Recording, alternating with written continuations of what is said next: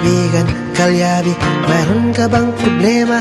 Sasakyan ng kotse, may problema sa makina. Tayo na kay makinistang pobre, susolusyonan, diagnostic ang kailangan. Makinistang pobre, isang magaling na mekaniko. Makinistang pobre, mayaman ang puso sa pagtulong.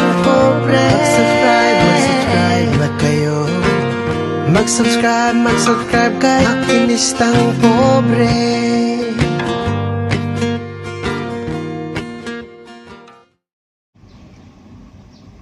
Ayan mga kalyabe.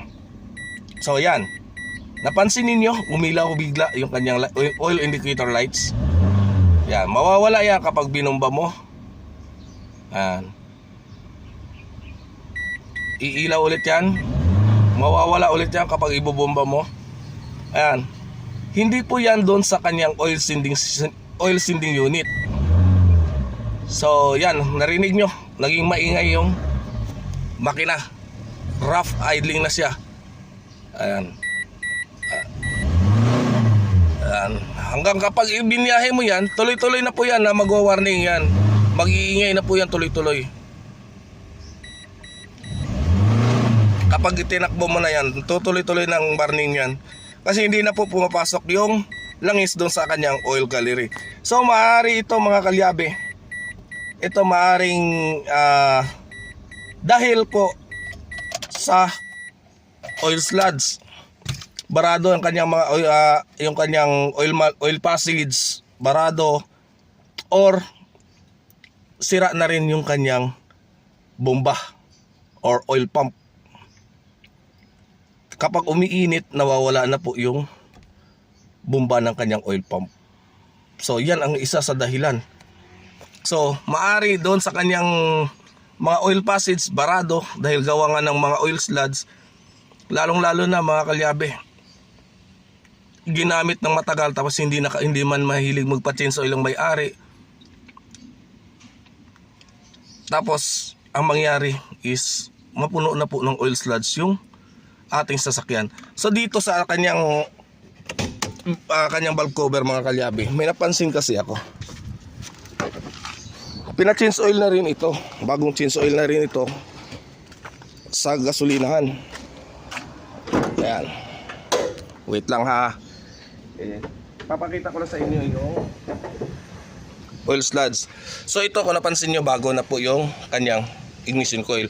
Yung pagkawala yung nawalan siya ng hatak is ignition coil po yung dahilan. Yung ignition coil 1 is busted na po, hindi na po gumagana. So wala po siyang hatak. So na-solve na yung kanyang ignition coil, pero yung knocking, engine knocking is ayan o, kung nakita nyo mga kalyabe. So oil sludge at saka dito. Ayan.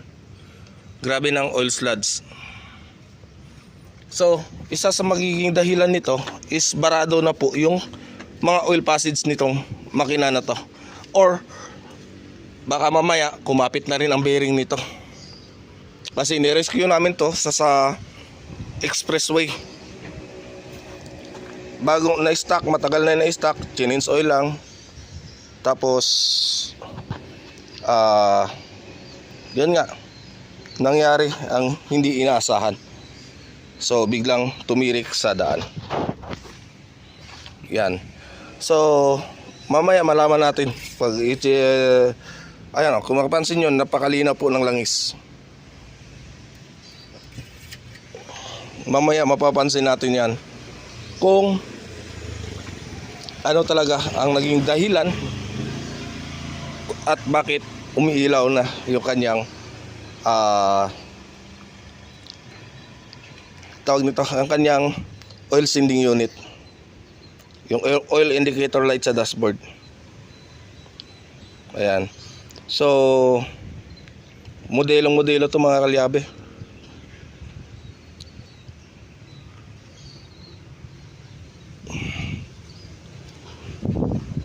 Tapos ganito nang nangyari. Ayan. Kaya advice ko lang po sa inyo, always po ninyo check yung inyong mga langis. Right. So yung iba, sinasabi BBTI is hindi po BBTI yung may problema kasi malinis po ito. Wala pong problema ang BBTI niya. Malinis. Tinanggal ko po yan, walang problema, malinis.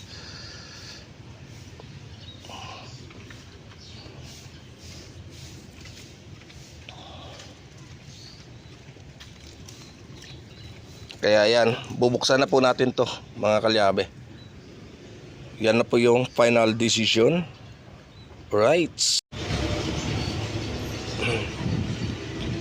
So yung iba, sinasabi BBTI is hindi po BBTI yung may problema kasi malinis po ito. Wala pong problema ang BBTI niya. Malinis. Tinanggal ko po yan, walang problema, malinis.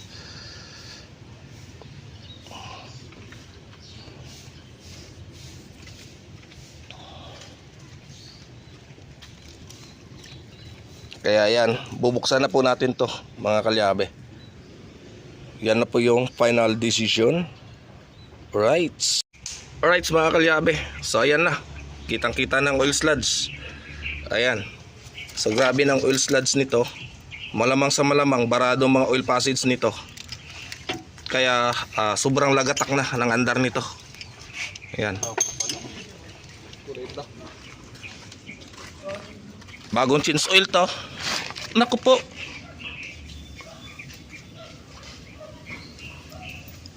Bagong change oil. Ito na kagad ang kulay. Ayan oh. Oh.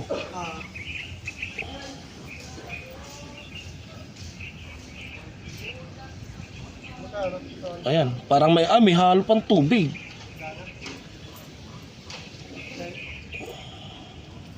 May halong tubig to, brown na eh. Ayan, so may halong tubig to mga kalyabe.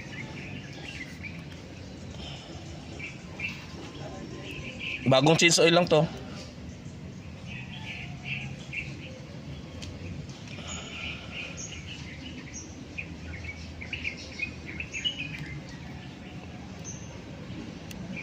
Alright. Nok, ayan ang langis nyo. So, may halong tubig to, ganitong kulay. Ayan. Ayan, grabe ang kapal oh. Yan. Ayan oh. Kapal niyan. Yan. Asus.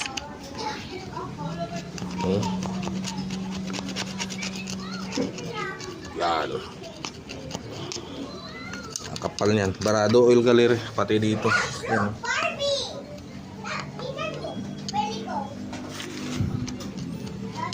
Bukas makikita natin kung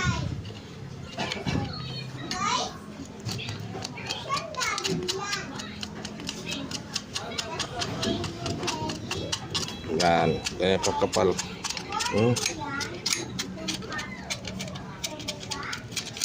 Yan.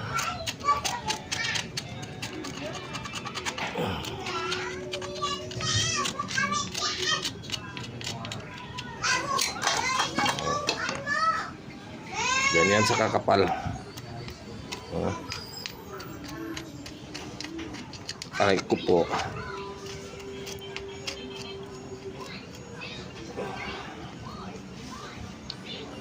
Baradong mga oil passage.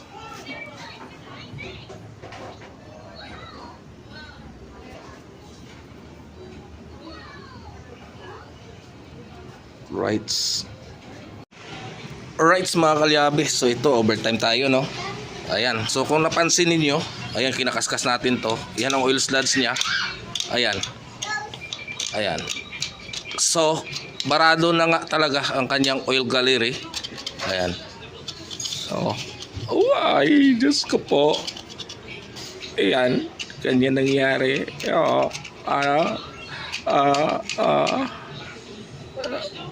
Ayan. So, tingnan nyo nakuha ko ha. Yan. Kapal. Yan. Alaga sa change oil. Ito mga kalyabe, ano to?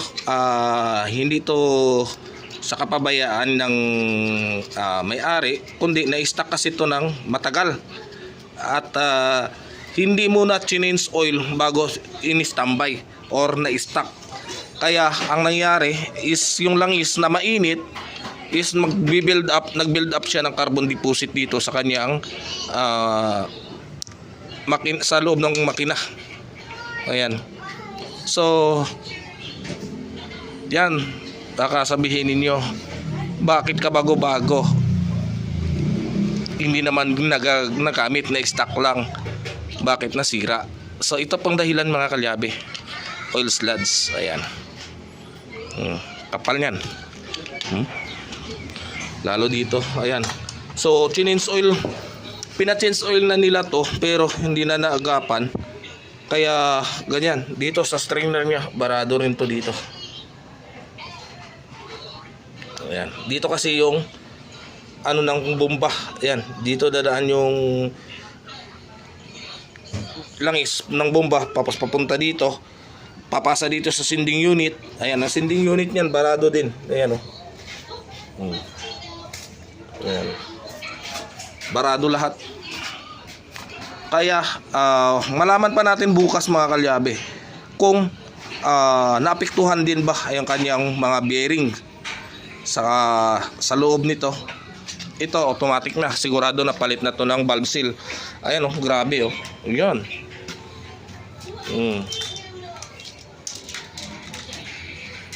Ayan. So matindi na po yung inabot nito mga kalyabe. So, in-expect namin na BBTI at saka yung oil sending unit ang may problema. So, malinis naman ang kanyang BBTI. Chinek ko kanina, malinis talaga kanyang BBTI. At no choice talaga kundi ito na, baba talaga. Grabe. Ayan.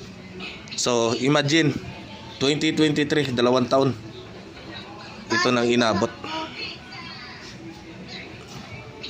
So imagine yung mga kalyabe no. Aray ko po. Ang saklap. Mapapaaray ka po talaga pag ganito yung mangyari sa makina mo. Sakit sa bulsa to mga kalyabe. Oh, madumi ang aking camera. Punasan ko muna. Yan. Sus, yan na pala eh. Yan. Tingnan nyo. Oh. Oh ha.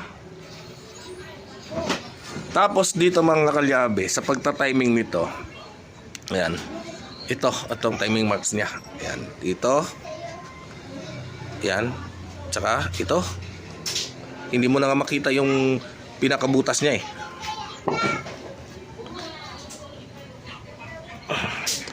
Ayan, hindi mo na makita yung pinakabutas ng timing marks niya mga kalyabe. Gawa nga ng sobrang barado. Ayan o, itong butas niya. May butas po yan na timing marks. Ayan. Ayan. Hindi mo na nga makita eh. Ayan o. Yan. Yan. Kita niya. Oops. Ayan o. Yan. May butas po yan. May pinaka timing marks po yan. Ayan. Hindi na nakita, di ba? Ayan. Ito isa. Kita pa to. Ayan. Tapos yung isa, ito. Kasi double overhead cam po ito mga kalyabe.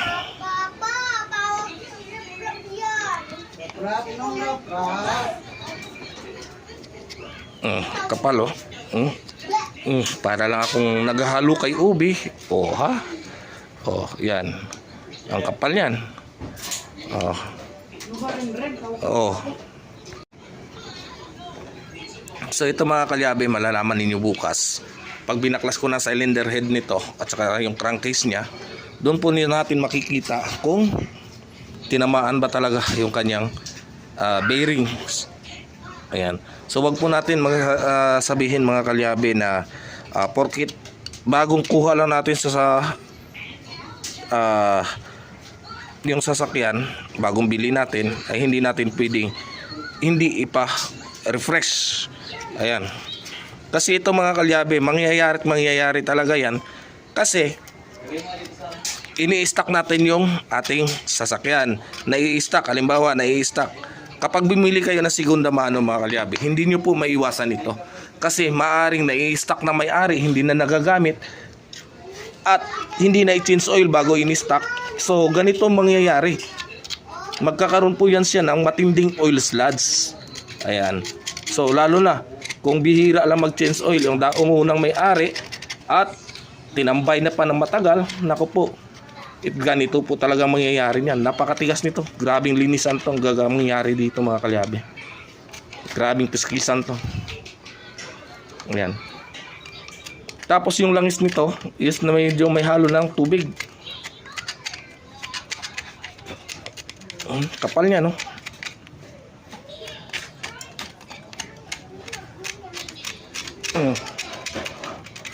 Ang kapal. Yan. Ganyan dapat ang kulay niyan, eh. Puti.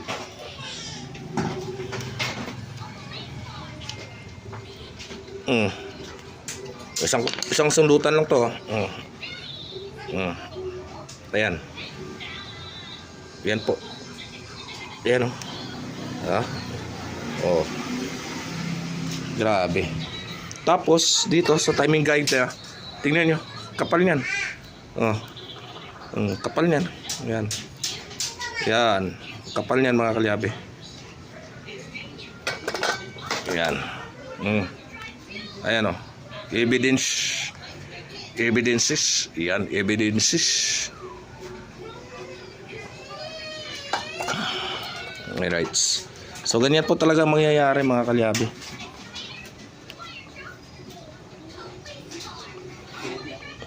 So sana hindi nasira ang bomba nito. Titingnan pa natin yan, bubuksan pa natin yan kung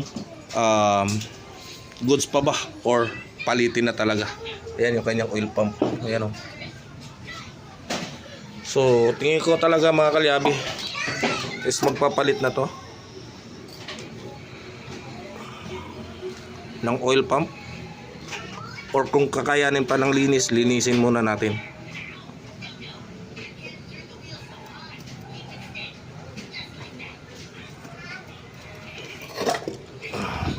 So ayan mga kalyabe, huwag tayo magpakakumpiyansa porket bago ang sasakyan natin ay pwede na po natin itatambay or paandarin natin ng isang beses sa loob ng 3 buwan. Kaya ito mangyayari talaga sa mga sasakyan ninyo.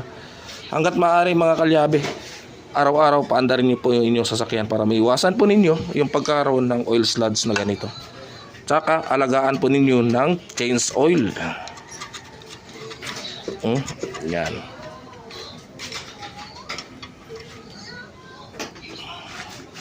Yung strainer nito, bubuksan pa natin yung strainer nito. Malamang sa malamang barado to sa ibaba.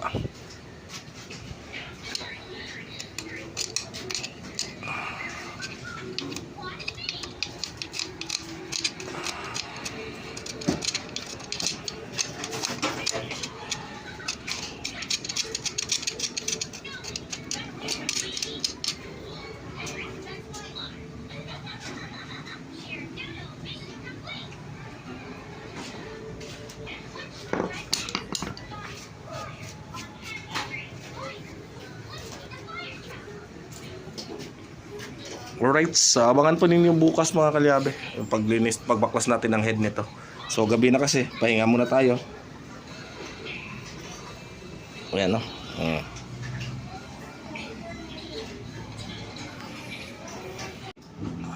Ayan, no? Itong napuruhan bumaga. Bumaga. Dalawa. Kasi yan. Ayan, no? Grabe yung dumi. Oh, ayan. Right mga kalyabe, ito na, oh. Yan ang binabaklas na dito sa machine shop. Ayan, dito lang po yan sa Bilyesa machine shop mga kalyabe. Dito sa may Molino 4 Bacoor. Ayan.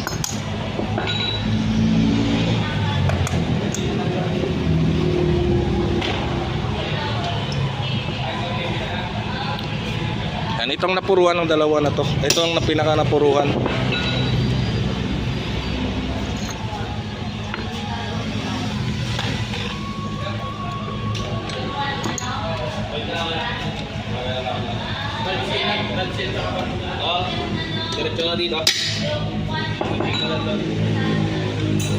Yan, binabaklas na rin.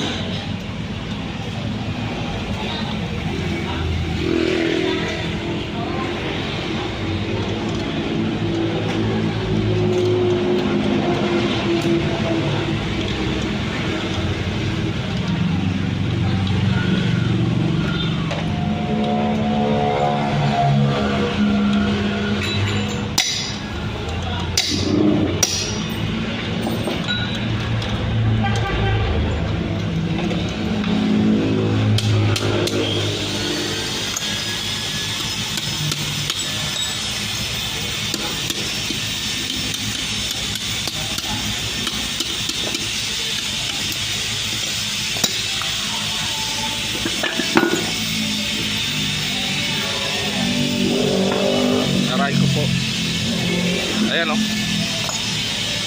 Ayan mga kalyabe. Ayan, kumapit na.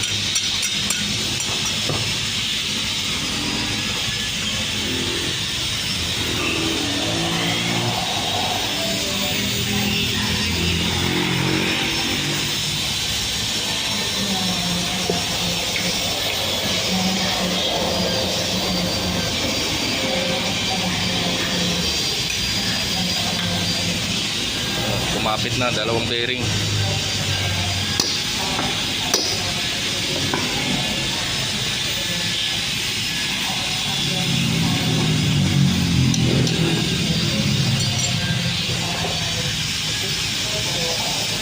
Kapit lahat pala.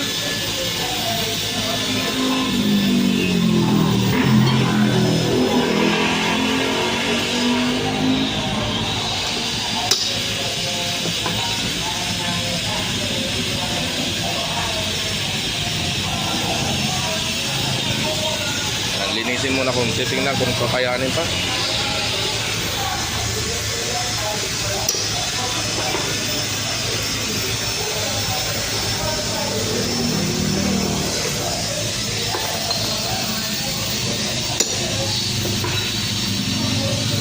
Okay pang cup.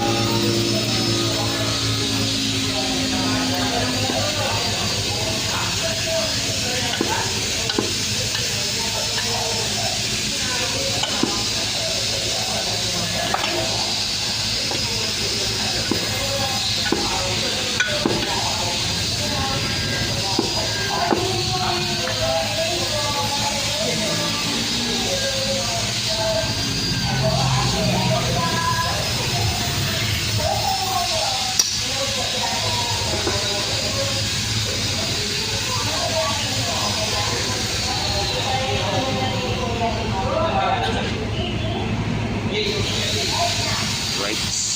Dito pala sa amin ito.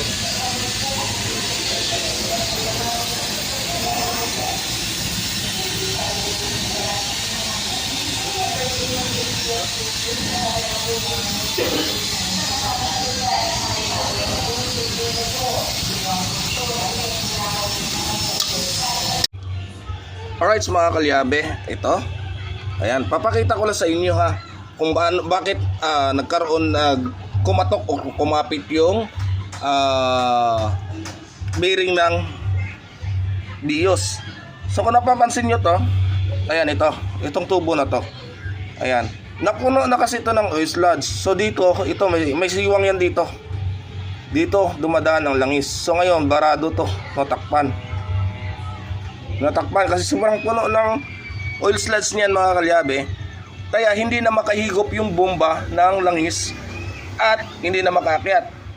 Tapos dito sa kanyang oil gallery, yung mga daanan ng mga langis, ayan. So ito, bawat isa na yan, mayroon po yan. Ayan, para pupunta dito sa ating camshaft. Ayan, barado na po yan. Kamuntika na rin to. Ayan, kung napansin nyo, namula na to. Ang kasunod niyan, kapit na. Kung napilit pa ito, kumapit to, mas malala ang gastos ng may-ari. Ayan, yan, lahat yan. Walo po yan, apat dito sa kabila, apat dito. Tapos dito, yan, yung malaki. Yan, oil passage po yan. Diyan po dumadaan yung mga langis natin, mga kalyabe. Ayan, yan sila po yung mga naglo-lubricate sa ating mga camshaft. Tapos yan din ang pinaka main.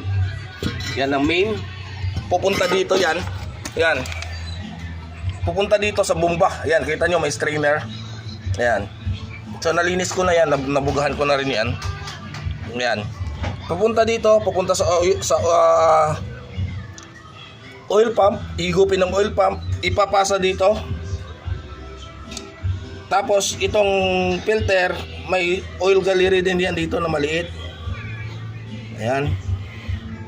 Yung oil gallery na maliit na yan, siya rin ang pupunta doon sa taas, papunta dito sa taas sa ating block. So kapag pumunta na yan doon, iikot-ikot na, tuloy-tuloy na. At ito po mga kalyabe, yan, dito, yan, tagos niyan dito sa taas. Yan. Yan ang tagos niyan. Yan dadaan ang mga langis natin. So, kapag yan ay nabarahan, hindi na po makaka-circulate yung langis natin, hindi na po malulubricate yung ating mga bakal. So magkakaroon na po siya ng matinding friction at yung pagkasunog ng ating pagkakapit ng ating mga bearing, kasi aluminum lang po yung bearing natin, is doon po yun magsisimula. Ayan, tapos dito, ayan, mga oil gallery niya na yan, lilinisin pa po yan, isa-isa po yan. Ayan, isa-isahin po natin linis yan, ito. So, kaya iniiwasan natin. Ayan mga kalyabe, yan ang bomba. Yan ang pump ng langis. So, nilinis na natin yan. Ayos na.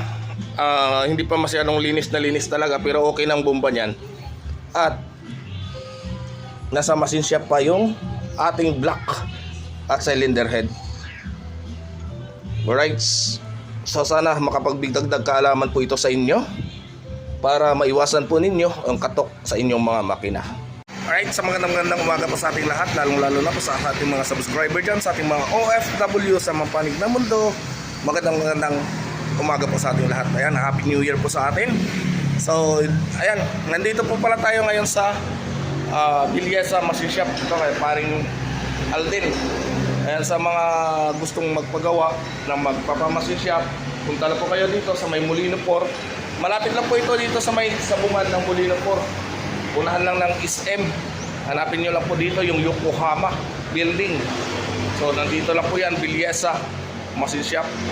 At yan nga, hinatid ko yung pyesa ng ating Toyota Vios na 2023 model. So, para matapos na at magawa na rin. Ayan, rights.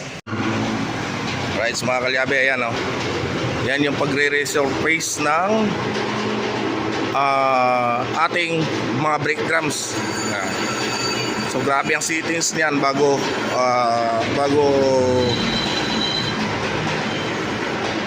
masisimulan, para makita yung alignment.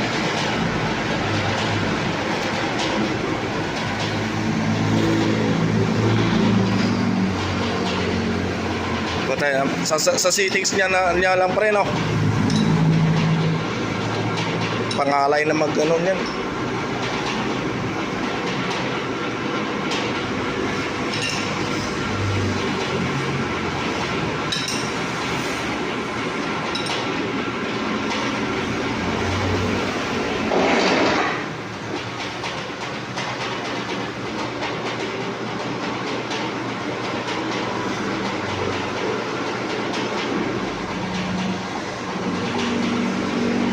Yan po yung mga service offer nila dito.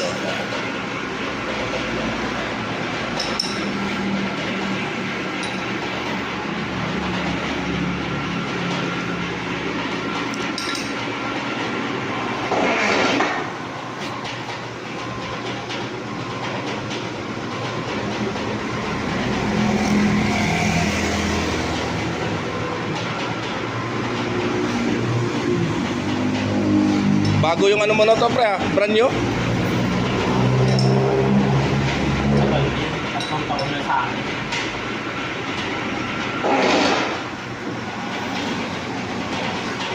Yung sa Iloilo mo, operate pa rin? Ilang tao mo doon? Kapatid ko yung mamahalan. Yung mismo yung sa Barangay. Malayo kasi, sa Haniway kasi yung mga gawa ko nung nandun ako eh. Layo.